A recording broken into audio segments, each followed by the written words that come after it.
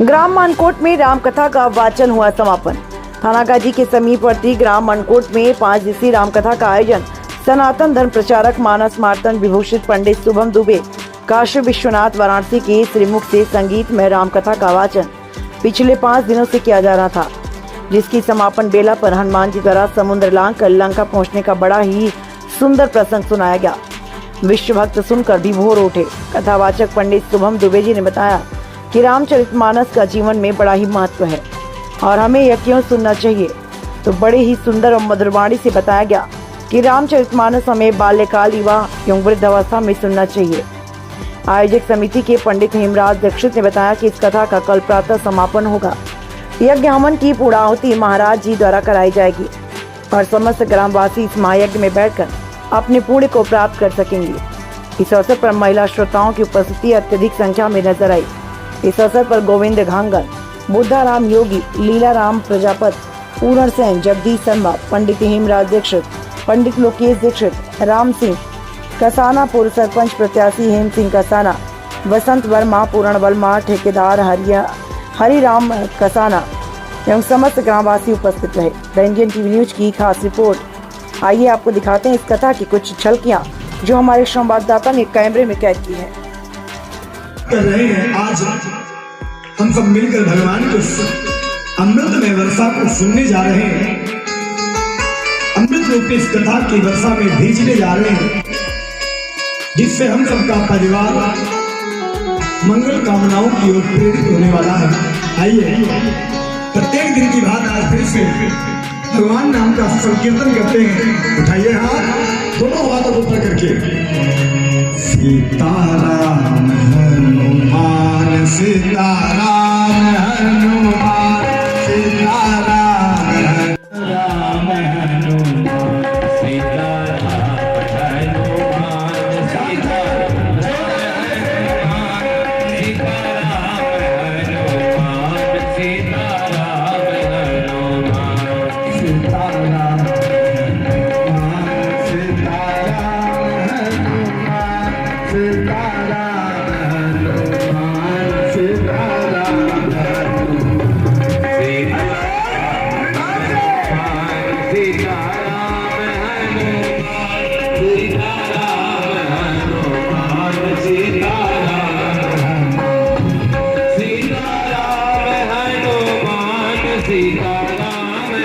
मुस्कुरा रहे हो ना? बोलो अखिल सरकार की, बोलो मानकोट धाम की।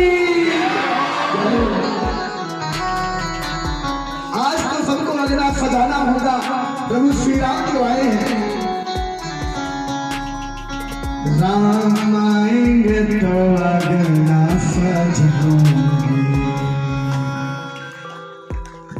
आज राम आएंगे तो मानकोट सजेगा कि नहीं सजेगा? अरे जोर से सजेगा कि नहीं? पक्का धूमधाम से बोलो राजा रामचंद्र भगवान की। चलिए एक भजन सुनते हैं भाव से।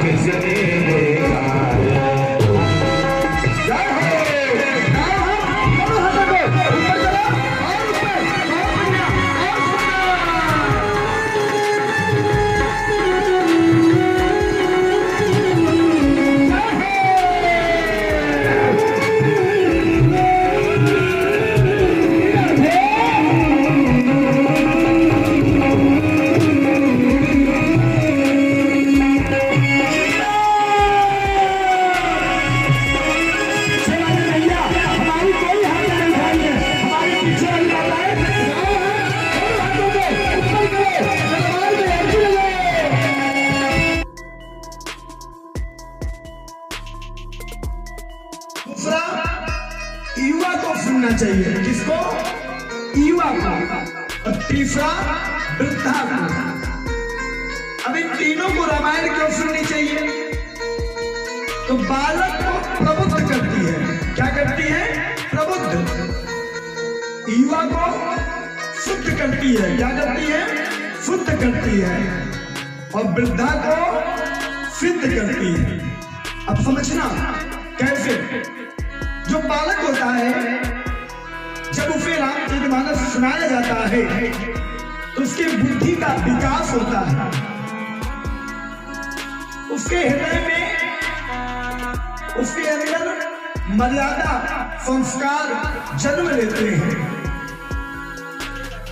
और जो युवा होता है, जब उसे रामायण सुनाई जाती है तो उसके अंदर शुद्धि आती है।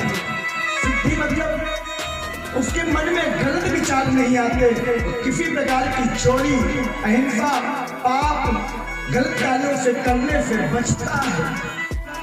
वृद्धा को क्यों सुनाई जाती है? बूढ़े बाबा को। वृद्धा को इसलिए सुनाई जाती है ताकि उसने जो जीवन जिया है, भगवान की भक्ति प्राप्त की है, वह सिद्ध हो जाए। वो उसकी जब मृत्यु हो तो मोक्ष धाम को पाए।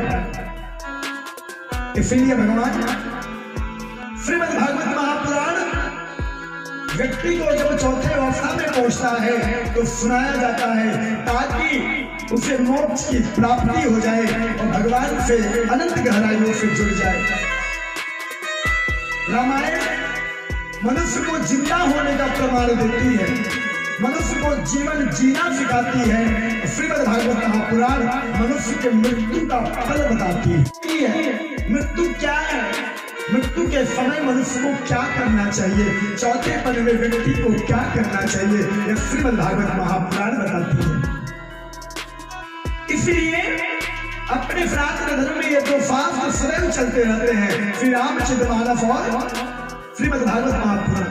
वैसे तो 18 पुराण है, हमें सारे पुराण पढ़ना चाहिए, सारे पुराणों का अध्ययन करना चाहिए, उनसे आध्यात्मिक ज्ञान लेकर के अपने जीवन को मंगल करना चाहिए, अपने जीवन को पवित्र करना चाहिए, शुद्ध करना चाहिए। कितनों की घर में रामचरितमानस है? गाँव हाथ तोड़ा। बस इतने जने बैठे हो, इतने घरों में फिर इतने लोग पैदा रहे। मैंने पहले दिन कहा था, यदि सच्चे सनातनी हो, सनातन धर्म को मानते हो तो अपने घर में कुछ हो या ना हो, श्री रामचरितमानस पुराण अवश्य होना चाहिए। मृत्यु क्या है? मृत्यु के समय मनुष्य को क्या करना चाहिए, चौथे पद में व्यक्ति को क्या करना चाहिए, यह श्रीमद् भागवत महापुराण बताती है। इसलिए अपने सनातन धर्म में ये दो शास्त्र सदैव चलते रहते हैं, श्री रामचरितमानस और श्रीमद् भागवत महापुराण। वैसे तो 18 पुराण है, हमें सारे पुराण पढ़ना चाहिए, सारे पुराणों का अध्ययन करना चाहिए, उनसे आध्यात्मिक ज्ञान लेकर के अपने जीवन को मंगल करना चाहिए, अपने जीवन को पवित्र करना चाहिए, शुद्ध करना चाहिए। कितनों की घर में रामचरितमानस है? गाँव हाथ तोड़ा। बस इतने जने बैठे हो, इतने घरों में फिर इतने लोग पैदा रहे। मैंने पहले दिन कहा था, यदि सच्चे सनातनी हो, सनातन धर्म को मानते हो तो अपने घर में कुछ हो या ना हो, श्री रामचरितमानस पुराण अवश्य होना चाहिए। ठीक है, घर में श्री रामचरितमानस पुराण नहीं है, उस व्यक्ति का घर अधूरा है। क्या मतलब महाराज? जब आपके घर में श्री रामचरितमानस जैसे पवित्र ग्रंथ नहीं,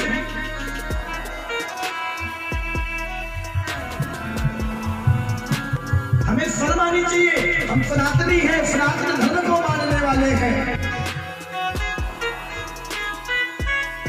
और सिर्फ लाकर रखना नहीं है, पढ़ना भी है।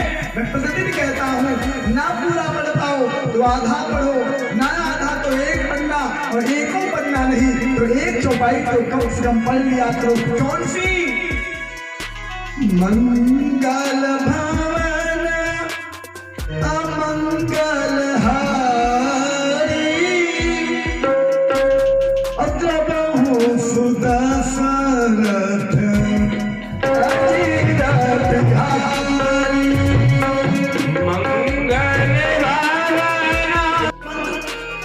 हरि जो अपवित्रः पवित्रो वा सर्वावस्थां गतो यस्मदेद पुण्डरीकाच्च सर्वव्याहन्तरः शुचिः।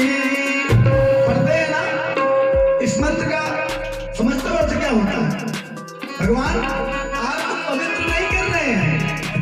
बहुत लोगों के मन में होता है कि पंडित जी मंत्र पढ़कर हमको पवित्र कर रहे हैं। पवित्र नहीं करते।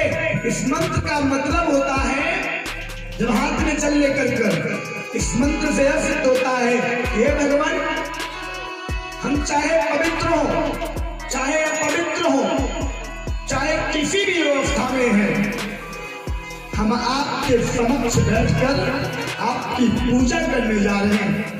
सारा आपके ध्यान से, चाहे हम अंदर से चाहे हम बाहर से, जैसे ही हम आपके स्थान पर बैठे हम पवित्र हो गए।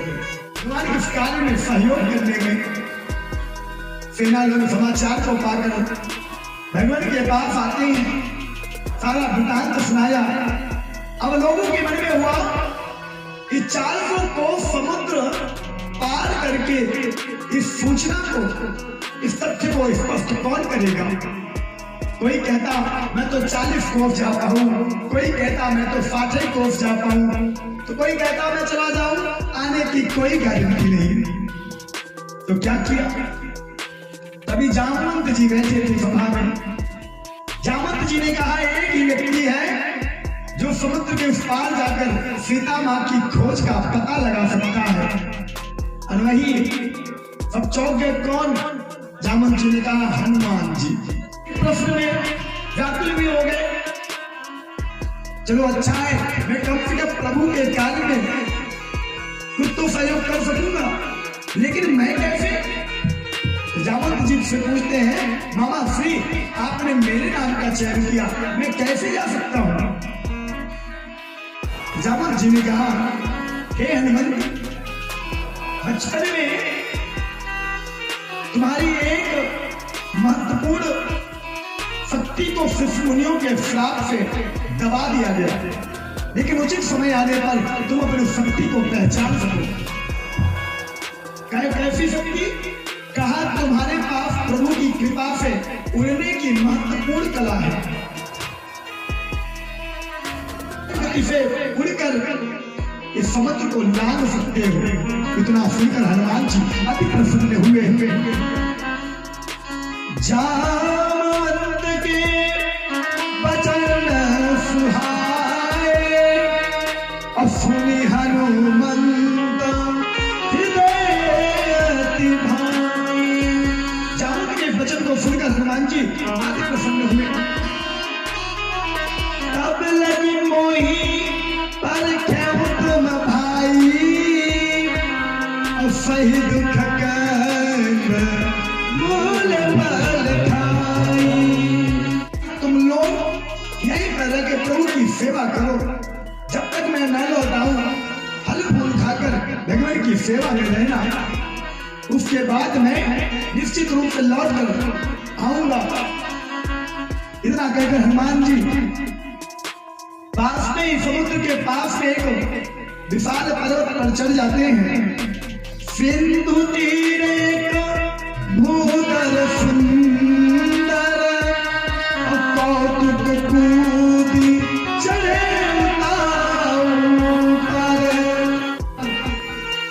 पार पार रघुवीर संहारी करके पवन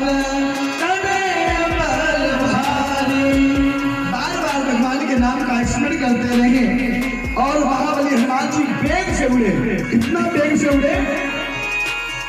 जय गिरि चरण दे हनुमंता और चले सोगा पाताल तुरंता। जैसे हनुमान जी ने वेग से उछाल मारा और पत्थर तुरंत जाकर पाताल में धंस गया, पैताल में जाकर घुस गया। इस प्रकार से कर जल निधि रघुपति दूत बिचारी और तैनाक हो समहारी। हनुमान जी ने जब हवा निधि से उड़ने लगे, वेग गति से उड़ रहे थे, तो मैनाक पर्वत ने कहा भैया विश्राम कर लो। कहा नहीं, जब तक मैं प्रभु के कार्य को पूरा नहीं कर लूंगा तब तक मैं कोई कार्य के बीच में कोई विश्राम नहीं करूंगा।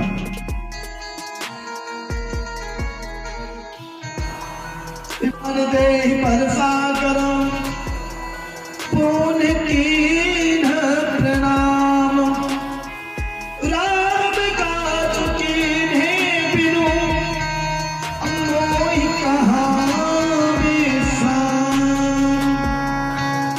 भगवान ने कहा जब तक मैं प्रभु के कार्य नहीं कर लेता तब तक मुझे कहाँ विश्राम मिलने वाला, और तब तक मैं कोई विश्राम नहीं करने वाला। पवन सुत जात पवन सुत जात पवन सुत जाने कहूँ बल बुद्धि से जाने जाऊँ बल बुद्धि से जाने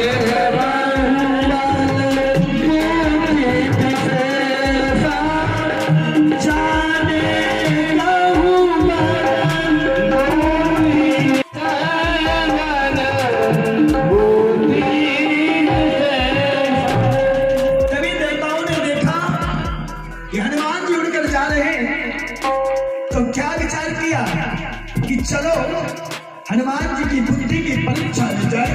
सुना है हनुमान बड़े बुद्धिमान है,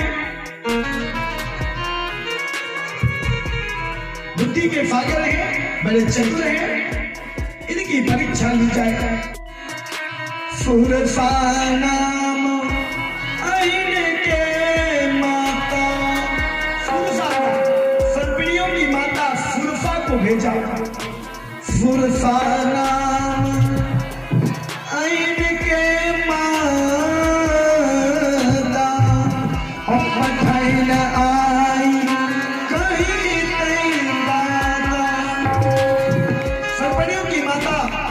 सुरसा को भेजा, कहा है सुरसा तुम जाकर हनुमान की परीक्षा लेना। क्या हो गया भैया, क्यों इतनी हलचल मचा रहे हो? सर्पणी की माता सुरसा ने हनुमान की परीक्षा लेने के लिए तत्पर हुई। आज सुर ने मोही दीना आहारा, आज सुर ने मोही दीना आहारा, आज सुर ने मोही दीना आहारा। सुनता वचन कहा पवन कुमारा, आज सुर ने मोही दीना आहारा। सुनता वचन